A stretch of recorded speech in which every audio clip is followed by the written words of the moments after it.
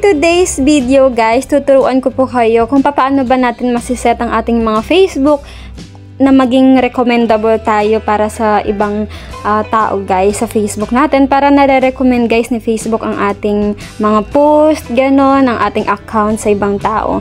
So first guys, ang gagawin ninyo, i-open ninyo ang inyong Facebook account. Ayan. Hindi lahat ng nakaraan. Tapos punta kayo guys sa profile ninyo. So diba guys, dito natin nakikita sa professional dashboard kung recommendable ba tayo. Ayan, dito sa profile recommendation. Ayan. So as you can see, recommendable ako.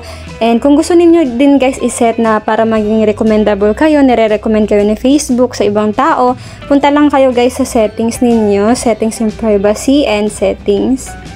Ayan. Tapos guys, punta ka lang, mag-scroll ka dito sa how people find and contact you. I-click mo lang yan. Tapos dito guys, mag-scroll ka lang sa pinakababa. Tapos dito guys, sa allow search engines outside of Facebook to link your profile. Yan guys, i-open mo lang yan. Ayan, gawin mo blue lang yan. Para pag sinesearch tayo sa Google is, ayan, nare-recommend din ng Facebook ang ating Facebook account. Tapos dito naman guys, sabi dito, allow yung profile to be recommended to people looking at similar profiles. So, i-open mo din yan guys. Gawin mong, ayan, blue. So, nakalagay dito, we may suggest your profile to people when they visit other profiles similar to yours. Ayan.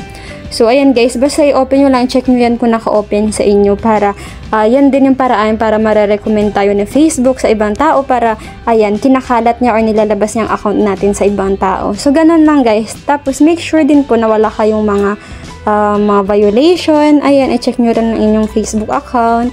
Ayan, tignan niyo dito sa account status. So, ayan, wala tayong, dito, restriction. So, i-check nyo rin dito kung wala kayong restriction, violation. So, ganun lang guys. Try nyo na rin. I-check nyo na rin ang inyong Facebook. So, ayan lang guys.